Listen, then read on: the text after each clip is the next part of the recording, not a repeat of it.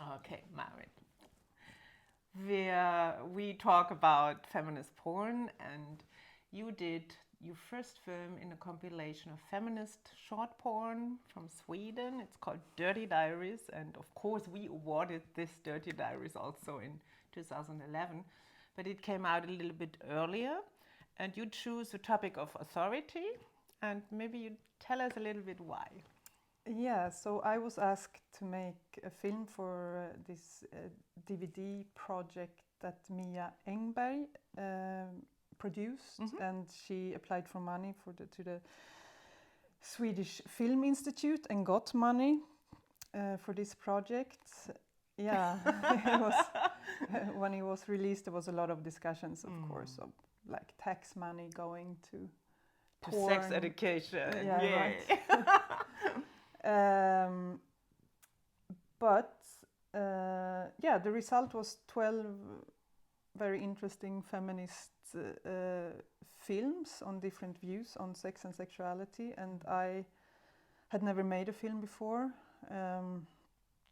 and I was not sure from the beginning what to do, but I discussed it with friends and things, and then I decided to do something that were related to power structures and hierarchies, which is related to the background I come from as an activist. And yeah, so I made the film Authority. Yeah. And in this film, you show how you can skip the structures, the society structures, and also through sexuality. Well, skip the power structures is never possible. But you can play around with them, and you can try to deconstruct them. And I think that's what we were trying to do, and what we wanted to portray. Great. So the next thing what you did is also to show emotions, to show how you can come along with this in a porn situation, in sexuality. And I'm talking about Share. I think that was your next film, where it's a threesome, and it was very interesting to see how you include yourself, how it is, the topic is feelings, the topic is jealousy. And afterwards you did also a film where the actors talk to each other and you were part of it. Yeah, so my second film, Share, I was dealing with the topic jealousy, and which also comes from my working with issues in my own life.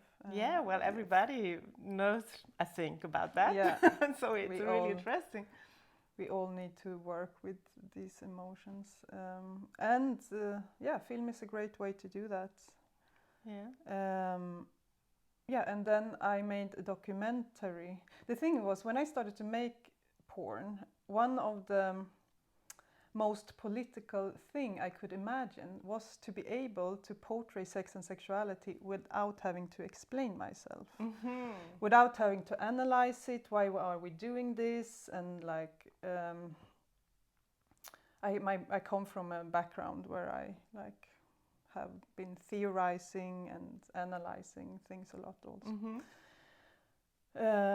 But yeah, the most powerful thing was to just put out a film with sex and sexuality and not having to like explain or to convince anyone. Like, that's, if we live in a society where our bodies are like obvious, it's just normal that we show ourselves in that way. That's one of the most powerful things I can imagine. But of course we don't live in that society. We need to discuss what we are doing, and that's why after I made Share, I made a documentary about making porn. So I interviewed my actors why they wanted to act in porn and why that could be a feminist tool, an activist tool. And I let them interview me also about why. Yeah. And that's really very egalitarian, and it's also feminist way, which is which many filmmakers do, that they bring themselves into the film, that they say the topic is also me as a voyeur or voyeurs. So, and also reflecting what am I doing. And I really love that in your films you always are reflecting not only what the actors do, but also what yourself do, and you integrate yourself. So that's a special thing in your films.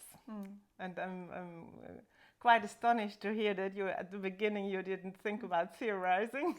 I thought about it, of course, but I thought it's like, no, I don't want. I want this to just be out there, and I don't want to have to explain why we're doing this, and this should be okay to do this. But no, we're not living in that world, and I am not that person.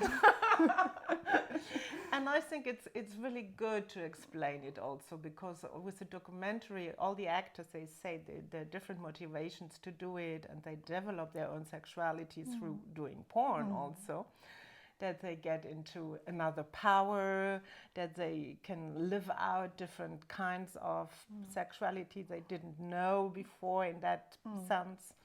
And also to get aware of what you say in the film also is that the personal is political. So, and that to create own images, for example, that's what you want to do with the film, and that's what the actors want to do in playing in your films. Yeah, back then it was released 2011, I think, and back then I was thinking a lot about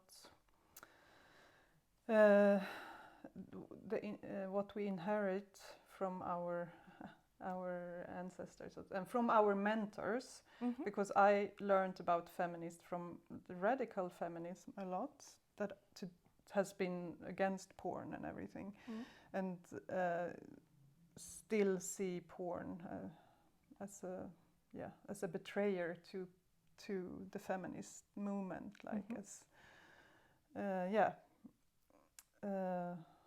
and I was thinking a lot about how I could connect these worlds that I like, the radical feminism where I came from, and the sex positive feminism that I come in connection with through porn and making porn. So this thing, the personal is political, comes from all this what the 70s movement of feminist built up, and also I call the film Sisterhood, and that is a clear like sign, or like I wanted to have like something that connected this to this earlier generation of feminism that you often use the word sisterhood. Today I can be. Today I think I would have given the name another title. Partly also because I think it's problematic to claim the word sisterhood. What is sisterhood? And like, for example, in this film there's only white persons, and it's very common that white persons are claiming the word sisterhood for the feminism, and and also all these discussions about in the feminist movement now, especially in Sweden, where there's a backlash in relation to trans issues right now, and there's a lot of hate against like the queer and trans movement that comes from feminists. And if you use a word that is claiming sisterhood as we are one group, can be problematic. Yeah. It can be, and the other side is it's also your development. You know, it's like 10 years ago. Yeah, no, exactly. And now you do other films. You have a film like Instinct, where genders are melting together. You don't see the typical categorizing of gender anymore. You even learn how to deconstruct your gaze in your film, and this is something really, really progressive. And we talked about last week here, and also the next film. So maybe you tell us a little bit where you are now, because it's like when I see your films, it's really like getting closer to deconstructing, and also to even more feelings, more personal. Maybe you tell us a little bit about that. Yeah, so a lot of things happened since I made my first film, and a lot of things happen in the world. And what became more and more important for me through the years, one thing that has become more important is the actual process of making the film. That the actual product is one thing, but also what is happening while you're doing the film. Through a product, through a film, you can create different images, maybe alternative images that you want to see, and that is one thing. But another important part of filmmaking is when you actually do the film and what you create then. And this goes very close to also what kind of images will be the final film. So this I work with a lot in When We Are Together, We Can Be Everywhere, that I made in close collaboration with Liz Rosenfeld, the artist and filmmaker. Where I want to there I think I want to deconstruct the line behind the camera and in front of the camera, and the voyeur, the role you have as a filmmaker, and maybe the longing you have to be part of the film, but you're not there because it's a camera behind. And That's amazing how you did it. It's really also funny a little bit. So. Yeah, we use humor in a way which I'm very happy about, that we managed to do that, and that these images where we use humor, they are created through the process. I would never have been able to come up, for example, with all the laughter in one of the scenes, in one of the sex scenes. There's a lot of laughter and things that becomes funny because of everyone on set, the one behind on camera, the one in front of the camera. So that's a great example of how much the process means for the creation of the final film in the end. And also you don't cut it out. And I think that laughter is one form of sexuality also. Yeah. So Totally. Yeah, and it's so great that you're included. Yeah, and I think this is something I'm talking about myself, it's something that is hard to include. We don't learn that. That's true. Never. You never laughed. No, but how important it is, to bring that in to life, and to the life and to the movement, and to so I'm You're on the humorous way, on the wet way, because it's like releasing also. It's always about tension and releasing, and it's great. Yeah. So, and that my new film that will be premiered at the Porn Film Festival this year in the end of October, called Hold. It is not a film where there's any laughter. It's very serious, but it's touching the same topics maybe as laughter, because for me it's a lot about healing. So this is the topic that I have become more and more interested in, how we can heal, which is related to me getting older and maybe turning my gaze more into me. And so this is a film with BDSM as a practice, and it touches